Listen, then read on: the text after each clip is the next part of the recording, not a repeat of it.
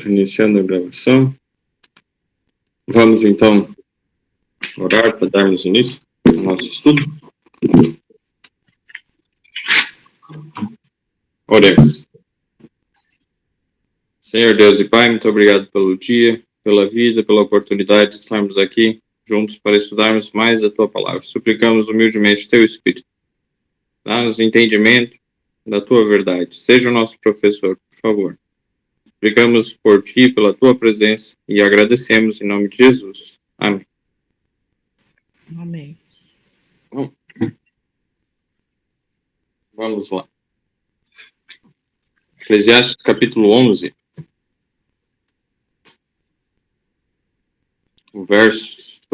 Paramos no verso 5.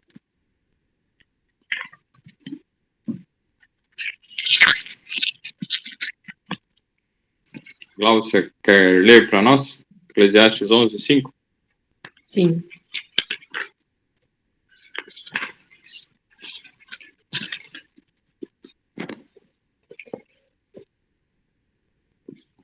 Assim como você não conhece o caminho do vento, nem o corpo é formado no ventre de uma mulher, também não pode compreender as obras de Deus, o Criador de todas as coisas. Obrigado. Então, como nós não entendemos o que é o caminho do vento, pedir agora para Julita abrir para nós João capítulo 13, verso 8.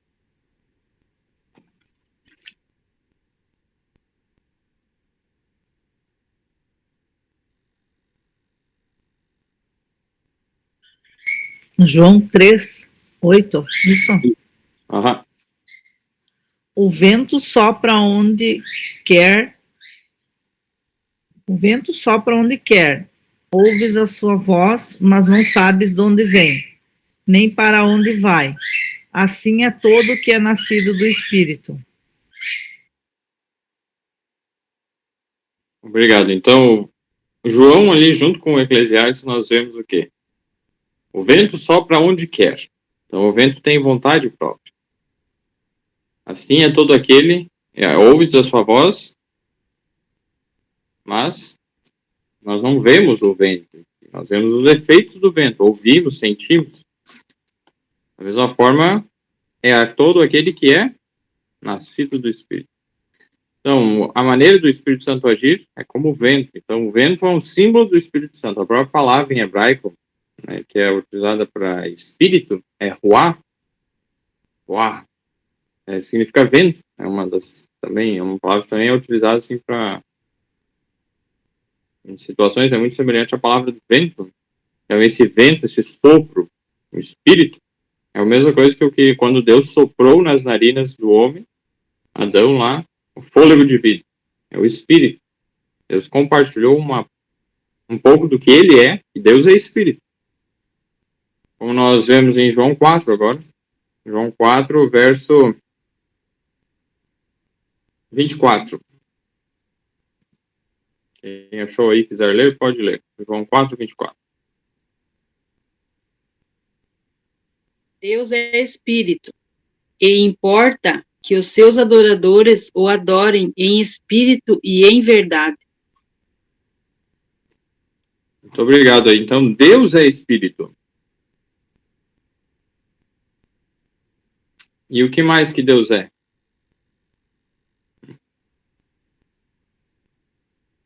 Vamos ver. Vocês lembram de algum outro texto da Bíblia que fala algo que Deus é?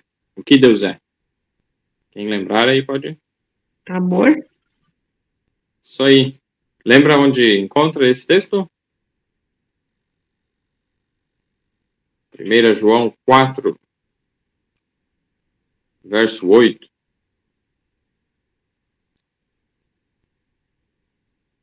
Primeira João 4, 8.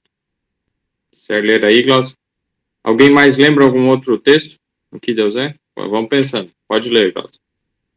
Aquele que não ama não conhece a Deus, pois Deus é amor.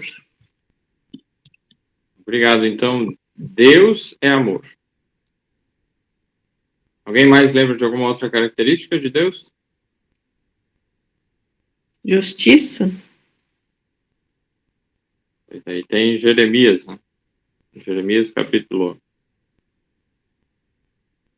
30.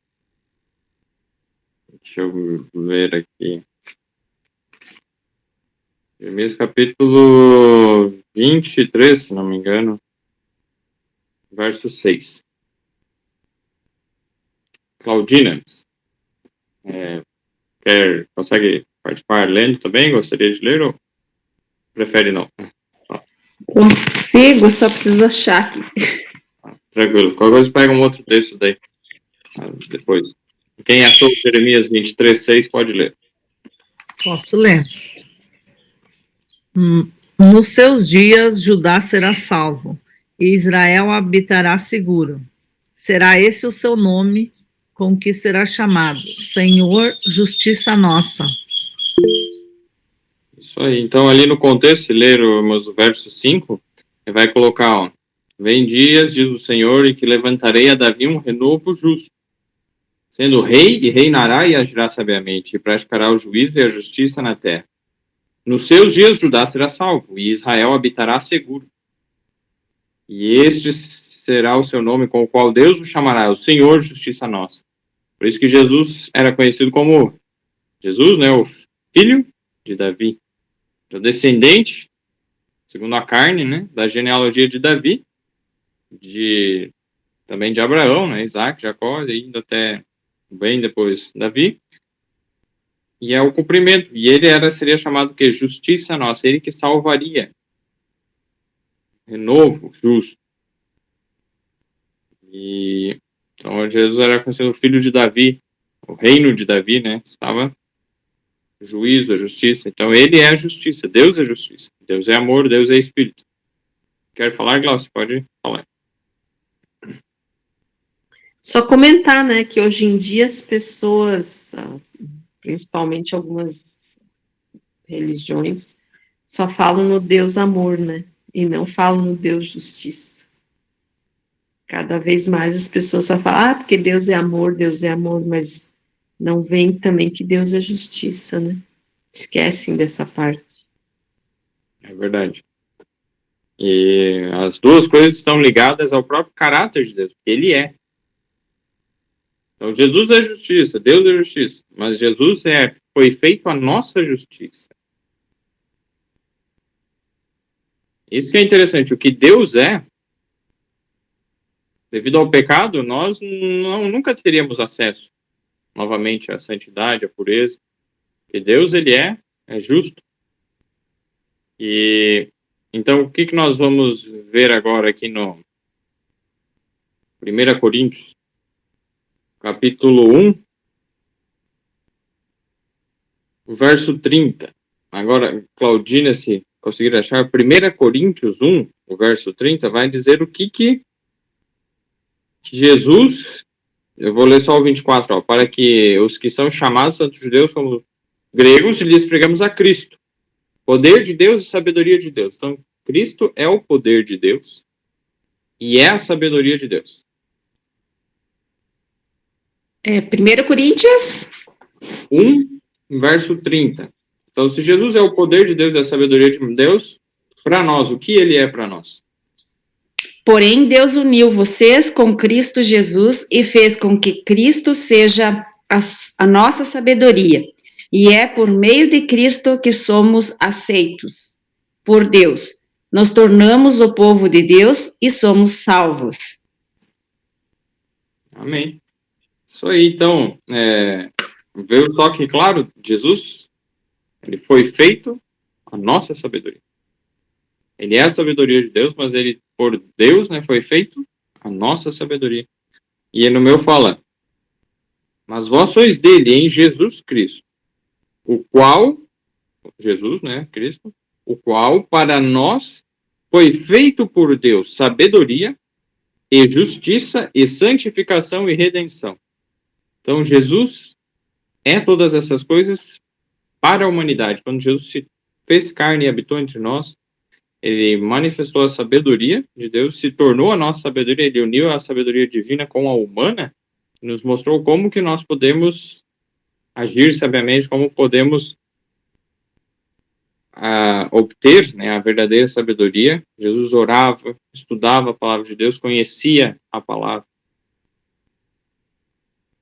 Justiça. Foi feito nossa justiça, ou seja, Deus é justo, mas para nós isso aí não valeria nada. A justiça dele para nós é a nossa condenação, a justiça de Deus para ele. Ele é justo, ele tem que punir o pecado, então tinha que nos destruir. Mas com Jesus, Deus faz com que a sua ira caia sobre Jesus. E Jesus morre em nosso lugar. Então, Deus cumpre a sua justiça em Jesus. Por isso, Jesus foi feito a nossa justiça. E aí, santificação e redenção. É nele, então, que nós temos a oportunidade de sermos santificados, crescermos novamente ao plano original de Deus, que estejamos seguindo a lei de Deus, obedecendo com amor, por amor. E assim somos participantes da natureza divina, né? E a redenção, que por fim vai excluir, limpar totalmente o pecado. E aí, nesse contexto, como nós vimos, né? Então, o que Deus é espírito, Deus é amor, Deus é justiça. E esse é o plano da redenção, como ele une o amor com a justiça, o seu caráter, como que ele consegue ser misericordioso. Mesmo ontem nós estávamos numa visita e meu irmão estava lembrando de uma citação lá que ele leu no livro de Maquiavel, se não me engano, O Príncipe. É preferível ser amado ou temido, né, a respeito de um rei. Um rei deve ser amado ou temido? O que é melhor? A conclusão que ele chega lá é que é melhor um rei ser temido. As pessoas têm medo dele. Só que se as pessoas tiverem medo, elas podem até obedecer, mas vão obedecer muitas vezes forçadas, não de coração. Já muitas vezes, se um rei for amado, assim, haverá o risco de passar por alto algumas coisas e não ser justo em algumas situações, porque ele é muito bonzinho. Deus, ele é as duas coisas. Nós devemos temer a Deus ao mesmo tempo que amamos ele. Aí entra a questão do que nos ajuda a entender isso, é um pai. Um pai que segue as orientações de Deus, quando necessário repreende o filho, disciplina, ele é justo, e não considera o filho dele como o queridinho, daí se o filho errar contra alguém, vai defender o erro do filho, não. Vai ser pelo que é certo.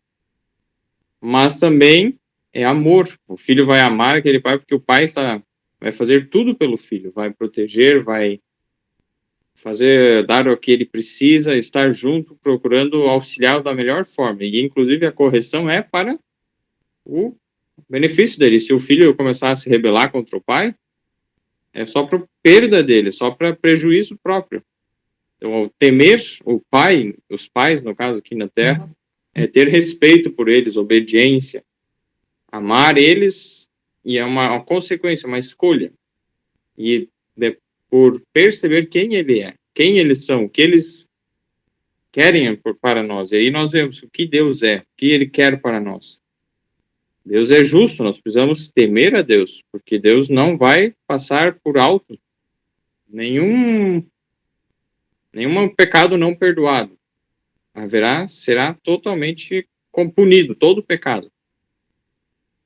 Por isso, um pecado não confessado, nós teremos que pagar por ele. Mas se nós confessarmos, Jesus prometeu, né, 1 João 1,9, se confessarmos os nossos pecados, ele, Jesus, é fiel e justo para nos perdoar os pecados e nos purificar de toda injustiça. Então, essa é a nossa esperança. Confessar os pecados, aí assim nós deixamos com que Cristo leve a nossa culpa, a nossa injustiça. Aí nós nos tornamos participantes da sua justiça quando nós clamamos com fé. E ele nos oferece ela de graça. Essa é a graça de Deus. Ele nos oferece a sua justiça. Então, vamos voltando ali para Eclesiastes, né? Vamos procurar entender. Então, Jesus é a justiça. Tem um outro texto que é interessante. O que mais Deus é? 1 João, capítulo 1, o verso 5. Bom dia, Ivete. Você consegue ler? Bom dia. Qual que é? Só um pouquinho que eu vou abrir aqui. 1 João, capítulo 1, o verso 5. Só um pouquinho, velho. Esse texto vai nos dar uma outra característica do que Deus é. Até agora nós vimos que Deus é Espírito. João 4:24. Deus é amor, 1 João 4:8. Deus é justiça. Jesus é a 1 nossa João justiça. 4:5, né? Não, 1 João 1:5. 1:5. Só um pouquinho que deu aqui. Ai, desculpe, Eric. 1:5.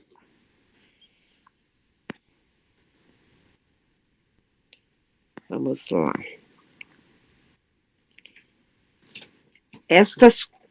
Será que é esse que eu tô mesmo? E esta é a mensagem que dele ouvimos e vós anunciamos, que Deus é luz e não há nele trevas nenhuma. Luz, ele é luz. Isso aí, muito obrigado. Então, ó, Deus é luz. Por isso que também Jesus, ele é chamado por nós, ele é dito, né, que sobre nós ele é o quê? Malaquias. Vamos ver agora, quem gostaria de ler? Malaquias capítulo 4, verso 2.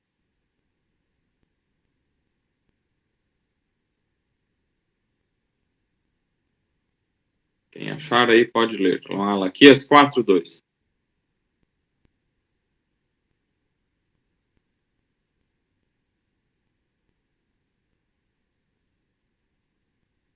É o último livro do Antigo Testamento, no último capítulo. Posso ler?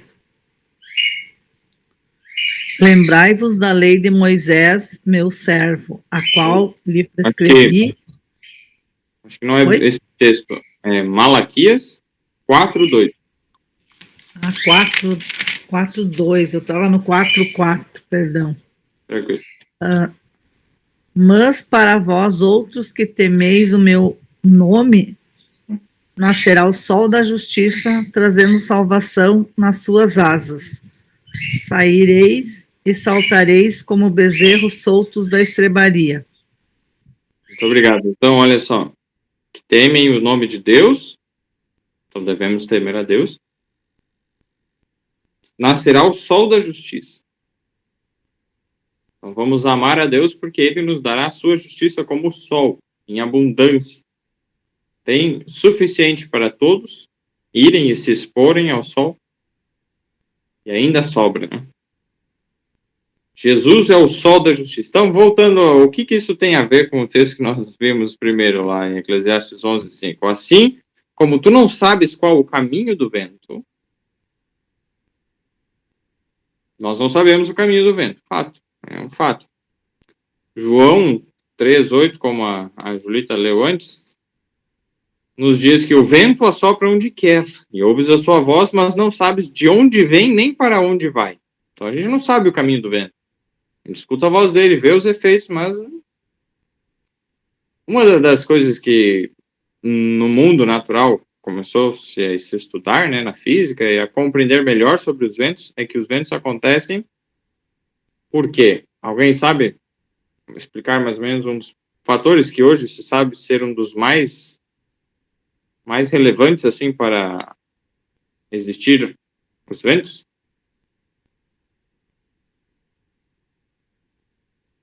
Se alguém quiser comentar, pode. Não. Tranquilo. Então, um dos fatores é a diferença de pressão. Por exemplo, vocês já ouviram falar que o ar quente sobe, né? O calor sobe e o frio desce. Essa é uma das coisas que cria correntes de ar, de vento. Um local na Terra que está iluminado assim pelo Sol, mais iluminado, o ar fica mais leve. O calor, ele expande. E isso acontece muito mais no ar. Se vocês quiserem fazer uma experiência, peguem uma garrafa de plástico, assim, que vocês não se importem em jogar fora. Peguem e fervam uma água, pode ser numa chaleira que tem um biquinho, um local que saia o vapor mais concentrado, e coloca a garrafa assim, meio que virada com a boca, né, pro vapor, para ela encher de vapor, um ar bem quente. E a garrafa de plástico vai encher daquele vapor, daí você fecha a garrafa e deixa lá. E logo em seguida você pega uma água com gelo e joga assim em cima da garrafa. Vê o que acontece com a garrafa. Aí vocês vão ter uma ideia do quanto, né, que... Ai, que interessante, vou fazer isso. Isso aí, vocês vão ver o quanto que o ar expande e contrai. Vocês vão ter uma noção. E é muito grande essa expansão e contração. O líquido tem isso, mas em pequena proporção, é pouquinho, não é? Aí o que é interessante? Então, o que cria as questões do vento, os caminhos do vento, é as diferenças de pressões, de temperatura. Onde está mais quente, fica mais leve, no local mais frio está mais denso, então do frio ele vai, digamos, indo em direção onde está mais quente, vai se expandindo. O Espírito, então, é comparado ao Espírito Santo, o vento é comparado ao Espírito Santo. Se Jesus é o sol, ele é a luz, a nossa justiça, vejam só, é a justiça de Cristo como o sol que vai mudando as temperaturas, vai criando os movimentos do vento. Então, o Espírito Santo, ele age de acordo com a ação, o que Jesus fez como no sol e o que Jesus faz. Percebam que a obra de Jesus está interligada com a obra do Espírito Santo. Sem Jesus, o Espírito Santo, dá para se dizer que não faria sua obra, não teria caminhos do vento sem Jesus. E sem o Espírito Santo também, Jesus não estaria, digamos, se movendo, né, como o vento, assim, e realizando essa obra. Então, os dois, tanto Deus Pai como Deus Filho, os três, né, Deus Pai, Deus Filho e Deus Espírito Santo, eles estão unidos em um propósito, de nos salvar. E a obra de cada um deles é indispensável, é essencial. Se não houvesse o Espírito Santo, nós estaríamos perdidos. Se não tivesse havido Jesus, também estaríamos perdidos. E eles trabalham em harmonia, um influenciando a obra do outro, cooperando com o outro. O que um faz, favorece o outro. Então, é muito interessante essa questão. Então, com Jesus, com o seu sol, aquece o local e os ventos são criados para aquele local. Onde o sol bate, o ar fica mais leve. Aí o local dos ventos de outros locais mais frios vem assim em direção. E assim são criados um pouco dos caminhos do vento. Mas nós não entendemos como. Isso é uma parte bem pequena que se compreendeu hoje. Mas tem muitas outras coisas que nós não sabemos, e como ali diz em Eclesiastes 11, assim como tu não sabes qual o caminho do vento, nós não sabemos. Assim, né, no final, assim também não sabes as obras de Deus que faz todas as coisas. Deus faz todas as coisas, ele faz obras, nós não compreendemos elas. E lá em João 13, ele compara essa obra de Deus como? Assim é todo aquele que é nascido do Espírito. Ser nascido do Espírito é algo tão difícil de compreender e explicar, mas assim como nós não conseguimos explicar, nós podemos sentir, viver isso, experimentar. Como o vento. Nós não vemos ele, não entendemos, mas nós podemos sentir, viver, experimentar. E aí, nascido do Espírito. E olha só que interessante, nascido do Espírito, a gente volta ali em Eclesiastes, ele coloca a comparação de que assim tu não sabes, assim como tu não sabes qual é o caminho do vento, nem como se formam os ossos no ventre da mulher grávida. Então, olha só, se você pega esse verso sozinho, parece, ele tá pegando duas coisas nada a ver uma com a outra, né? Uma é o vento e outro é uma criança sendo formada na barriga da mulher. E quando você vai lá em João, você percebe a conexão entre essas duas ideias, essas duas mensagens, do vento e de ser nascido do Espírito. Então, o nascimento físico natural, a formação de uma criança, os ossos de uma criança no ventre materno, nos ensina um pouco sobre como que é o nascimento do Espírito. Assim como os ventos na Terra nos ensinam como que é a questão espiritual, o Espírito agindo. O natural segue as mesmas leis do espiritual. As leis de Deus são observadas, são comprovadas na natureza. Então, quanto mais nós estudarmos a Bíblia, mais nós vamos ter uma revelação direta de Deus. Mas quanto mais nós estudarmos a fundo a natureza, a ciência, a verdadeira ciência, né, os mistérios que Deus deixou na natureza, mais também nós vamos conhecer do Criador. Teremos provas. Então, vamos lá para Salmo, capítulo 139. Os versos 13 a 16.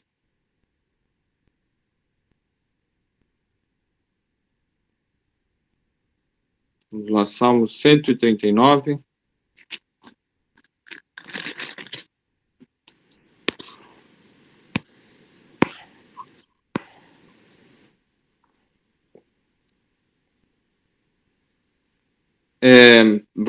Podemos começar do 12, daí tem um verso para cada um aí. Se quiser começar, a Gláucia, depois a Julita, a Eliane, a Claudina e a Ivete. Sim. Se a Ivete já achou, a Já. Gláucia também. Vou começar então, tá? Pode começar, Ivete.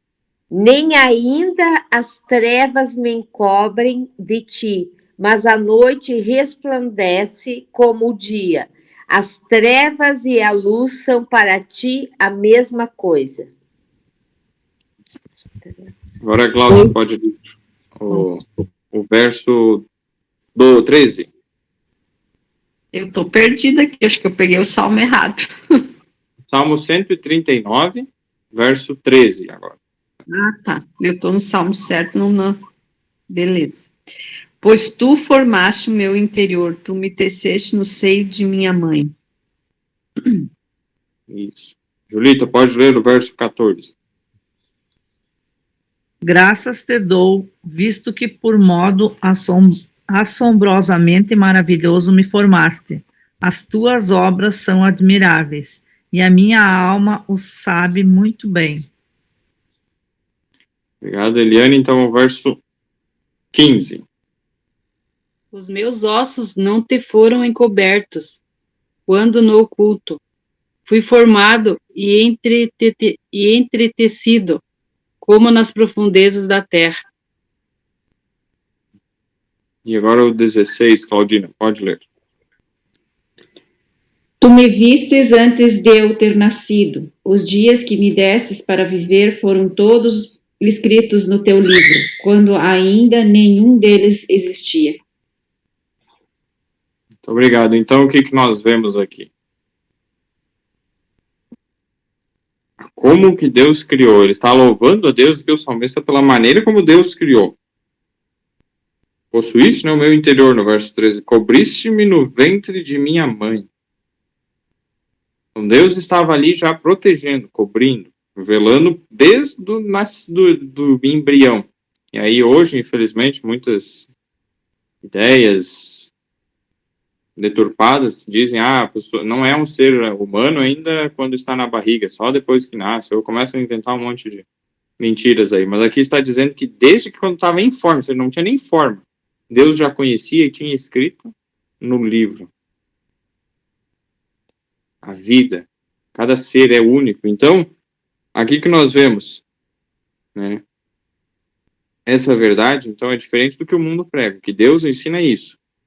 Eu te louvarei porque de um modo assombroso, verso 14, e tão maravilhoso foi feito, maravilhosas são as tuas obras. E o que nós vemos das obras de Deus? Nós não as podemos compreender.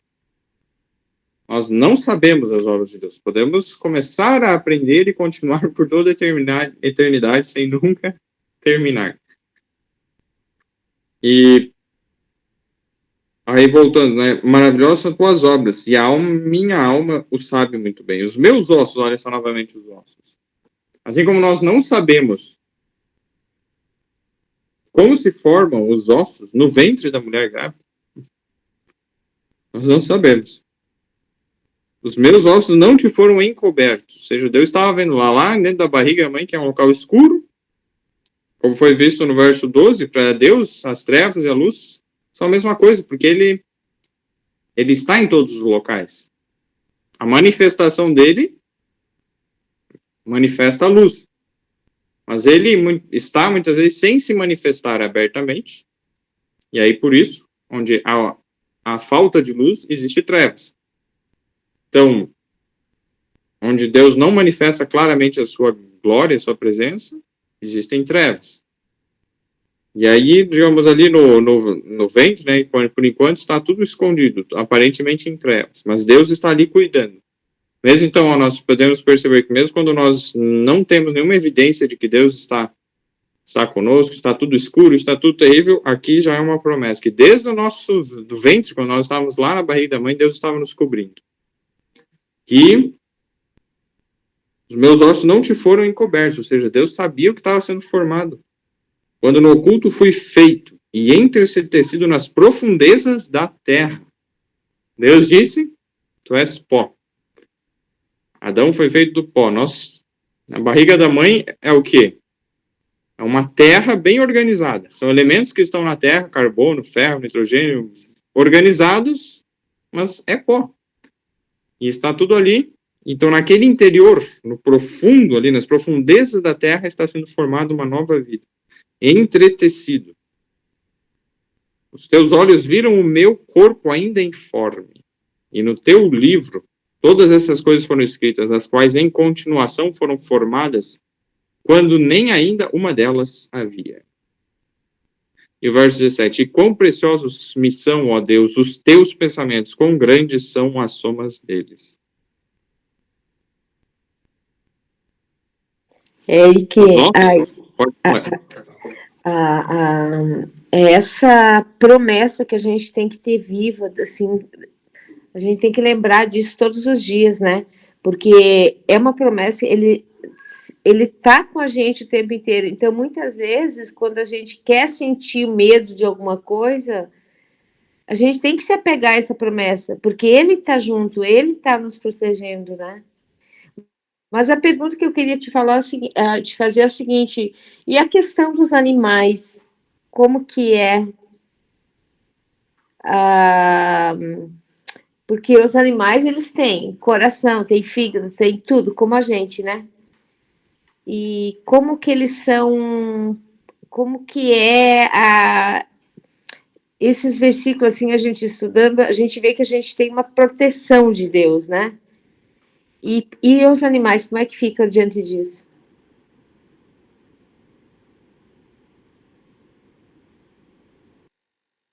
Tá sem áudio, Eric. Obrigado.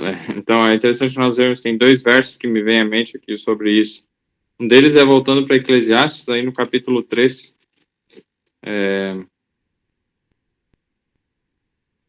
O verso 19, o verso 20. Nós temos um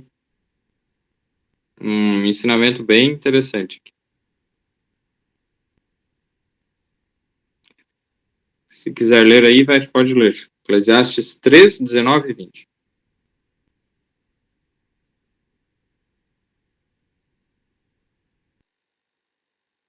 Só ativar o áudio também está desativado. Ah, Jesus. Vamos lá. 19 e 20, né? Porque o que sucede aos filhos dos homens, isso mesmo também sucede aos animais. E lhes sucede a mesma coisa. Como morre um, assim morre o outro. E todos têm o mesmo fôlego. E a vantagem dos homens sobre os animais não é nenhuma, porque todos são vaidades. Todos vão para um lugar. Todos foram feitos do pó e todos voltarão ao pó. Que interessante isso, nunca tinha prestado atenção. Isso aí. Então, é interessante isso. E ao mesmo tempo, então, a vida que nós temos é a mesma vida que Deus dá para os animais. O espírito ali, o fôlego é o mesmo. E agora em Mateus capítulo 6, Jesus falando, né, a respeito dos animais, nós podemos ver aqui em Mateus capítulo 6, o verso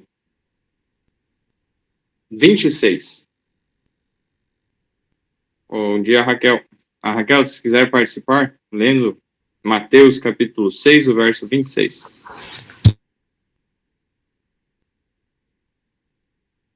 E aí, aqui nós podemos ver uma verdade do amor e cuidado de Deus, né? Como nós estamos vendo, a questão dos animais, né?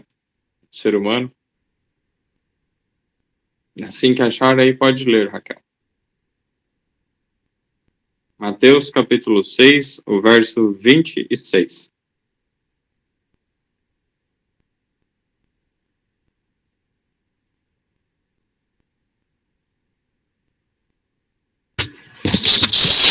Observai as aves dos céus, não semeiam, não colhem, nem ajuntam em celeiros. Contudo, vosso Pai Celeste as sustenta. Porventura, não vales vós muito mais do que as aves?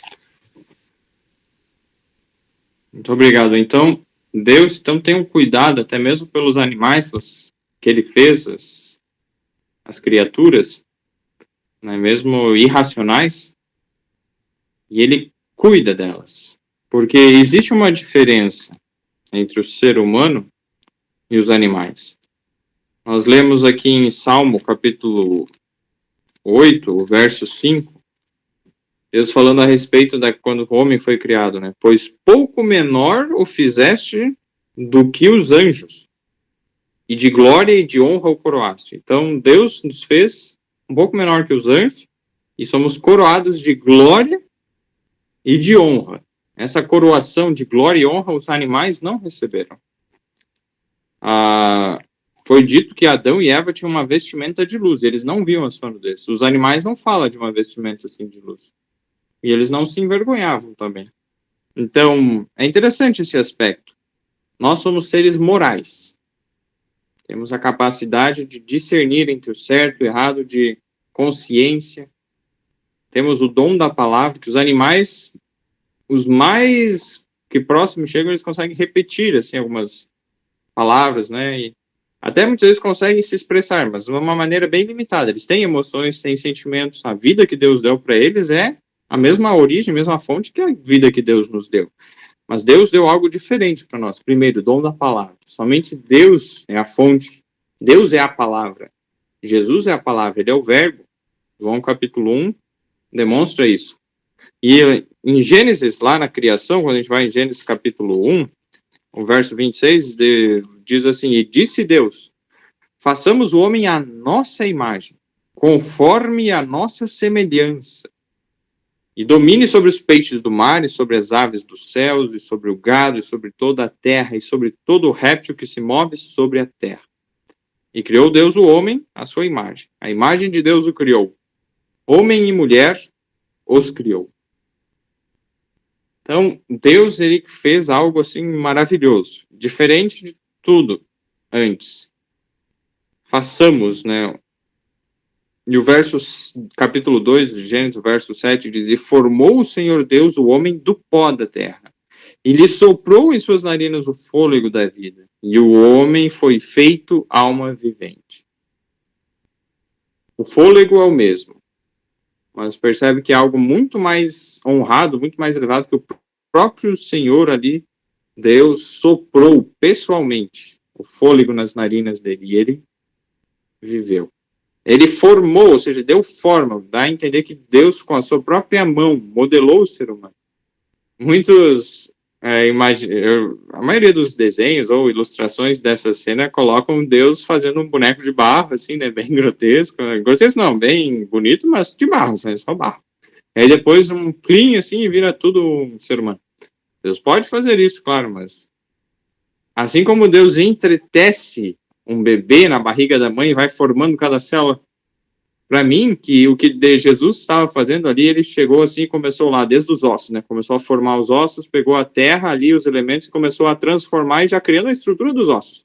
E depois começou a colocar músculos assim por cima e foi entretecendo e foi colocando tendões e foi fazendo, e os anjos, imagina ali vendo, e os habitantes de outros mundos contemplando isso, e vendo a maravilha, né, o poder criador de Deus, ele fazendo as artérias, às vezes, colocando ali tudo no lugarzinho certo, bem compacto, ajustado, e coloca a pele no final, e, então ele faz ali um boneco de barro, mas bem complexo, é como se fosse tinha ali na frente dele um cadáver, era um corpo sem vida.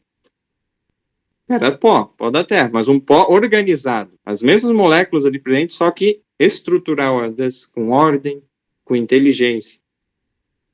E aí Deus sopra. E aí ele faz, então, o homem participante, não somente da semelhança, como nós somos fisicamente semelhantes com Deus, é o que o texto diz, a semelhança, mas ele faz a sua imagem, ou seja, a imagem moral. Os animais não têm isso. Os animais não têm a semelhança de Deus, nem a sua imagem. Por isso que eles não são morais. E é interessante, por isso que os animais, a questão do fato da nudez deles não incomoda eles. Eles podem ver, os animais, eles estão nus e eles não se importam com isso. Nós, se nós estamos nus e não tem nada nos cobrindo, vergonha, aí é interessante, gera uma questão, porque nós temos esse entendimento. Os animais não, eles são limitados nesse aspecto. E aí por isso que quando o ser humano pecou, ele perdeu a sua vestimenta de luz, e aí ele teve que achar outra coisa para se cobrir. Já os animais, eles não pecaram, eles sofreram a consequência do pecado de Adão e Eva, mas eles não pecaram. Então, eles continuam sem se sentir nus, sem se sentir, né? Porque as roupas, como nós já vimos, são um símbolo de justiça. Então, mais ou menos, seria a questão do entendimento, né, Dô? Nossa, ficou perfeito. Muito boa a tua explicação, Eric. Então, Deus, ele cuida de cada uma das suas criaturas, né? E voltando lá agora para... pode falar, Glaucia. Uma colocação assim, às vezes a gente olha por essas pessoas que eu cito um exemplo, meu irmão, ele é uma pessoa que não pode ver um animal, um cachorro na rua e recolhe. Ele está com 38 cachorros. E daí eu digo assim, deve ser loucura. Daí ele disse, mas alguém tem que cuidar dos bichinhos. Então, eu vejo assim, que, às vezes, várias pessoas assim no mundo, né? Então, eu vejo assim, que, quer queira ou não, Deus deu aquilo como missão para essas pessoas. E daí eu digo, mas a despeito que tem, né? Aí ele faz uma comparação, que eu achei legal, que ele tem a serraria lá, aí a serraria cercada, ele larga os bichinhos de noite na serraria, durante o dia está preso no canil.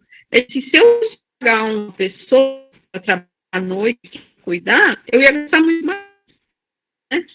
Então, ele cuida do bicho, os bichos cuidam da serraria durante a noite, e ele não...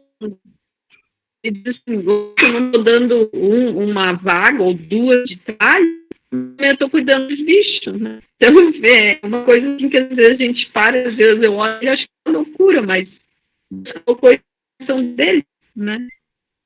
É verdade, isso aí. E no cuidado, né, com os animais, não me recordo agora qual provérbio, mas tem um provérbio que diz, né, que o homem cruel, ele não tem consideração pela vida dos animais. Ele fala isso, na verdade, ressaltando que o homem bom, ele tem cuidado pela vida dos seus animais, ou seja, ele considera. E Deus instrui nesse aspecto, né, que nós temos cuidado pela vida dos animais e, inclusive, o bem-estar deles. Deus deu leis para o povo de Israel de que quando um boi estivesse trabalhando, né, lá arando, tudo, eles não deveriam cobrir a boca dele. Era costume fazer isso para que ele não comesse ali, às vezes está arando ou está fazendo algum trabalho lá, e aí vem alguma espiga, alguma coisa ali, ele vai comendo, e daí diminuiu a quantidade desses produtos para o fazendeiro. Mas aí Deus disse, não façam isso, deixa ali, se ele tiver fome e achar ali no caminho, deixa ele comer, o que for necessário para ele. Então Deus tem um cuidado pelos animais. E agora vamos, quem quer ler para nós Eclesiastes capítulo 11, agora o verso 6.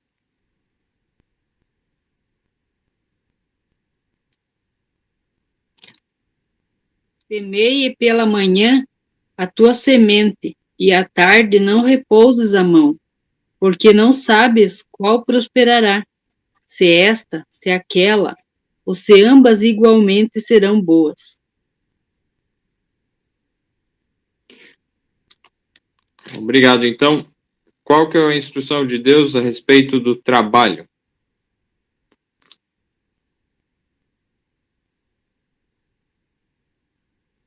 Pela manhã, comece cedo. Já vai iniciando o trabalho. Pela manhã. Semeie a tua semente. E à tarde, não retires a tua mão. Porque tu não sabes qual prosperar. Se esta, se aquela, ou se ambas igualmente serão boas. Devemos trabalhar ativamente. Começar cedo e depois continuar cuidando e procurando fazer com que, digamos, trabalhou, semeou de manhã, e à tarde vai regar. Você não sabe qual delas vai. Então, tenta dar as melhores condições a cada uma delas. Depois que você semeou, não pensa, agora já terminei o meu trabalho. Não. Continua, rega elas, deixa a melhor condição possível, porque pode ser que alguma delas não germine. Uma vez aconteceu, tinha um grão lá.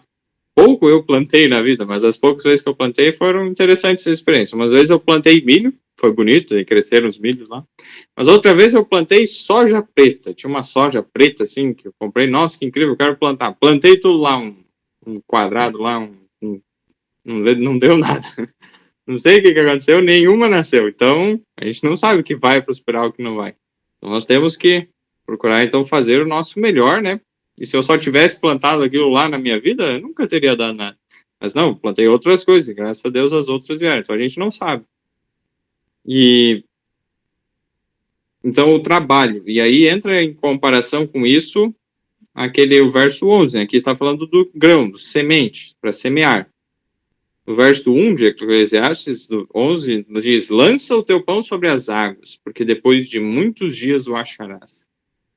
Interessante que o pão é o resultado final da semente que a gente plantou. Você plantou a semente, ela cresce, dá o fruto, né? Se multiplica. Aí você pega essa semente, colhe, joeira, né? Você separa a palha do grão, limpa ele.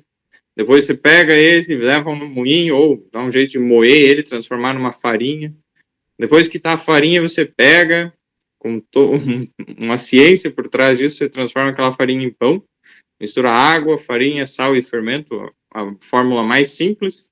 Inclusive eu estou com 4 pães ali fazendo. Só assim, farinha, água, sal e fermento. E essa é a maneira simples. Então, dá trabalho fazer um pão? Dá trabalho. E aí Deus está pedindo para a gente lançar o pão onde? Sobre as águas. Águas, como nós já vimos no último estudo, são um símbolo bíblico para povos, multidões, nações.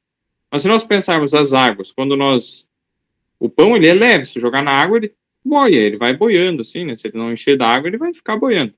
A água também é um local, um meio de transporte. Então nós nos valemos de uns dos outros para fazer com que o mar, as águas, né, sirvam como um meio de transporte. Os maiores transportes entre países são feitos pelo mar, navios. E aí, esses transportes, Deus está dizendo, ó, lança o teu pão. Quem é o pão? Jesus é o pão.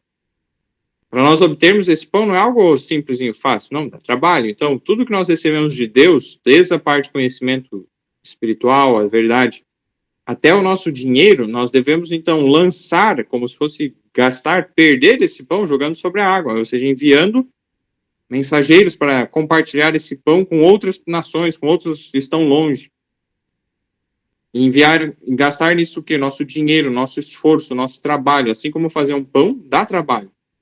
Você trabalhou, você suou, conseguiu dinheiro, então Deus diz, agora compartilha.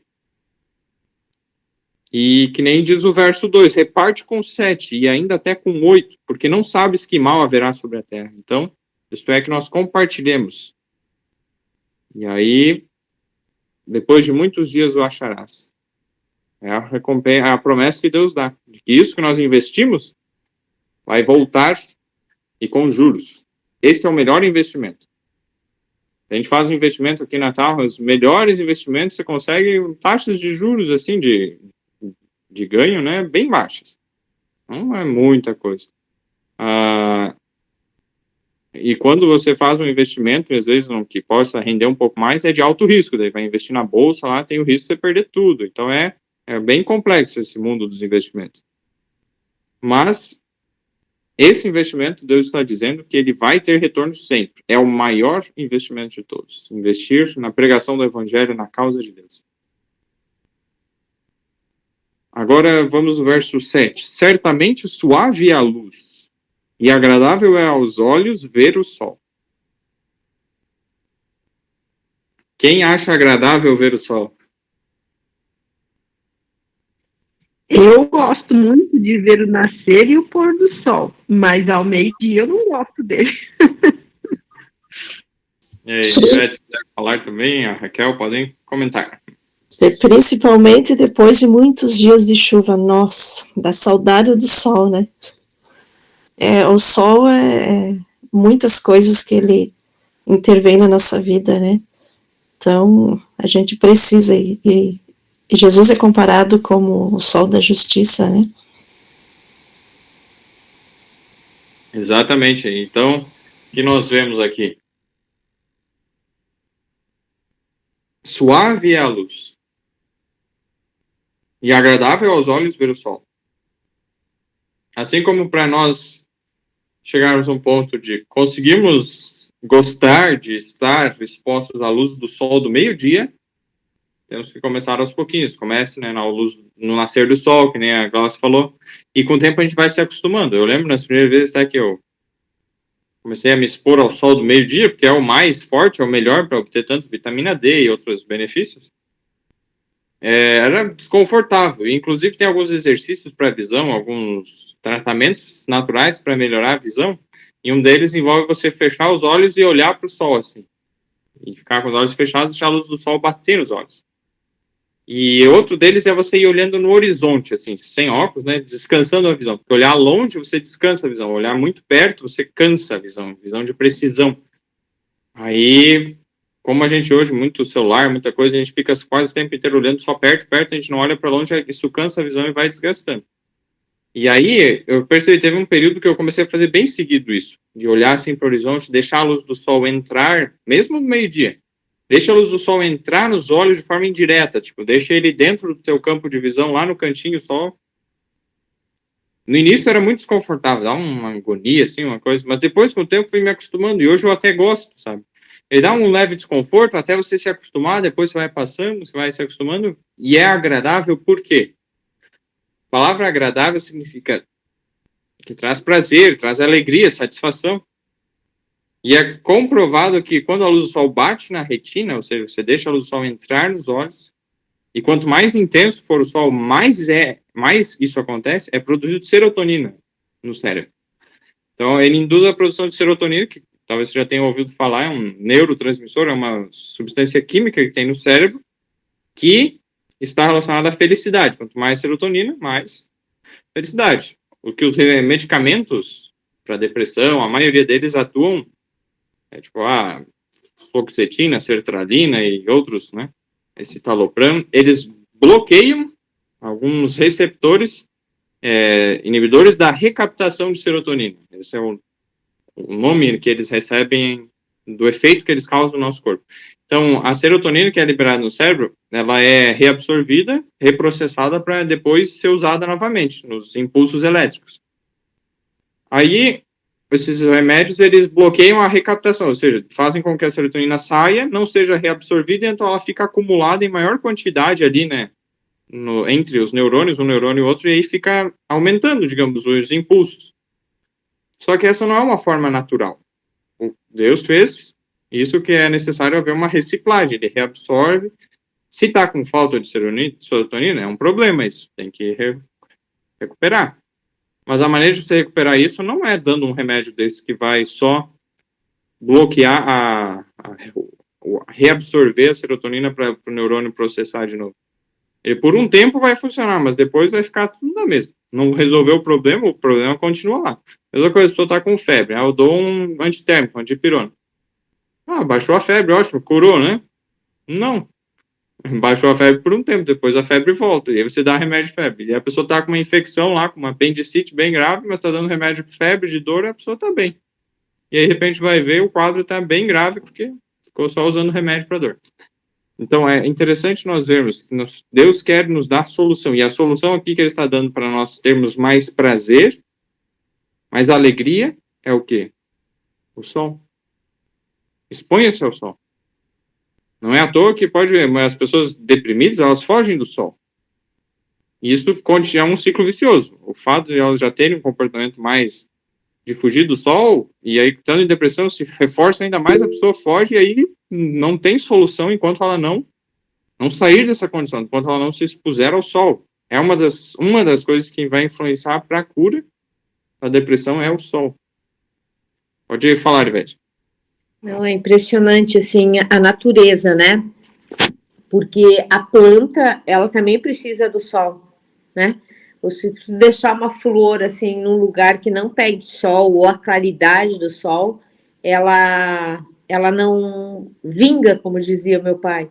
E os animais, eu vejo assim, eu tenho 2 gatinhos, e eles constantemente, eles procuram o sol para deitar, parece que eles precisam daquele banho do sol. E assim somos nós. Eu morei em Londres por 3 anos, e lá é uma cidade que não tem sol. Eu acho que 3 anos que eu morei lá, eu não sei se eu peguei 15 dias de sol, assim, intensos mesmo.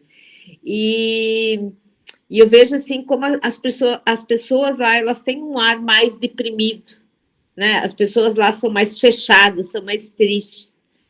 E eu sentia muito falta do sol. E é impressionante isso, o quanto o sol faz bem pra gente, né? Porque é como alguém falou ali antes, quando fica o dia sem ter sol, a gente parece que fica desejando aquilo, almejando, e fica olhando para o céu, e quando sai aquele sol, assim, já alegra nossa alma, né? É verdade, exatamente isso. E o sol, então, é como nós vimos, ele traz vida, ele é luz. O sol é uma fonte de luz. Quem que é a fonte da luz, verdadeira luz, é Deus. Nós vimos que Deus é luz. Então, Deus, ele dá a vida. Jesus disse, eu sou o caminho, a verdade e a vida. Jesus é a fonte da vida. Então, se nós queremos ter vida, nós precisamos nos expor ao sol. Tanto fisicamente, queremos ter saúde mental, física e espiritual. Aqui na Terra, precisamos nos expor fisicamente ao sol natural, que é um símbolo do verdadeiro sol. Nós precisamos nos expor a Jesus como nós estamos, sem tentar nos cobrir e ir para Deus, olha como eu sou bom, eu sou justo, olha minha roupa aqui, minha justiça. Se eu fizer isso, o sol vai ser um incômodo para mim, porque eu vou ficar lá no sol cheio de roupa, vou ficar suando, vai ficar desconfortável e o sol não vai ter benefício para mim. Você não pega a vitamina D assim por meio da roupa, não. Tem que tirar a roupa e deixar a pele exposta. Só que a gente é nu, se a gente ficar exposto assim ao sol, a gente vai ficar nu, e aí é uma vergonha também. Então, na prática, né, nós não fazemos isso, nós nos cobrimos, e é certo. Mas com certa prudência nós podemos expor que os braços, as pernas, já vai ter o benefício e é o suficiente. Você ficar 15 a 20 minutos no sol do meio-dia, todo dia que conseguir, que tiver sol, pegando sol nessas regiões dos braços, as pernas, é o suficiente para a vitamina D. E aí, o que Deus está querendo dizer, no sentido espiritual, é nossa relação com Deus ela é única, é como se não tivesse ninguém ao redor. Se não tivermos nós num lugar deserto, não tem problema você ficar nu assim, pegando sol, porque não tem ninguém olhando. E aí, perante Deus, nós somos tratados individualmente. Então, perante Deus, nós não só devemos tirar todas as nossas roupas, nossa própria justiça, reconhecendo a minha justiça não vale nada. Eu preciso da tua justiça. E aí a luz de Deus vem e ela cobre-nos novamente com a sua glória, com a imagem que Deus nos deu originalmente, seu caráter. Então, ele nos cobre com a sua justiça. E assim, né, quando nós saímos, na nossa condição física mesmo, como Deus cobriu Adão e Eva com as vestes do cordeiro, porque eles tinham perdido as vestes de luz, assim Deus nos oferece, né, a justiça de Cristo como de um cordeiro que nos cobre a nossa nudez. Para nós, então, agora termos proteção, calor, abrigo, né, e um cobrir, né, para a nudez. Isso aí. Então, queridos, por hoje seriam esses 3 versos aí. Como que dá para aprofundar na palavra de Deus, cada vez mais nós temos aprendido isso, né? Que parece que ao mesmo tempo que tem rendido menos dos estudos, ao mesmo tempo tem rendido mais. Tem rendido menos e mais ao mesmo tempo. O importante é o entendimento, né, Eric? E não a quantidade, né? Isso aí. Então, esses são alguns paradoxos, né, que temos, assim, né? Por isso que Deus nos diz que aquilo que muitas vezes nós consideramos grande é pequeno para Deus. Mas aquilo que muitas vezes nós consideramos pequeno, para Deus é grande. Então, olhemos para as coisas da maneira como Deus olha, né? Valorizemos o que é mais importante. Então, queridos, vamos orar. Então, na palavra, né? O que a gente fez é meditar, porque se simplesmente ler corrido aqui, a gente podia ter terminado em Eclesiastes, entrado Cânticos e assim quanto que a gente aprendeu, né? É verdade. E é interessante ter um texto no livro Educação, de Ellen White, que fala: tem se demonstrado o melhor método, algo assim, de estudo da Bíblia, naquele que se pega um versículo por vez e se estuda, né, com calma, se aprofunda nele até que deixa aquela mensagem, aquela ideia se tornar a própria, o pensamento daquele verso se tornar o teu próprio pensamento. E isso, estudado assim, um verso tem muito mais valor do que vários capítulos lidos, assim, de forma rápida, né, que é o que a Glaucia falou. Depois, se Deus quiser, eu vou achar esse texto e eu mando lá no grupo. E é no livro Educação. Então, queridos, vamos fazer então uma oração para encerrarmos.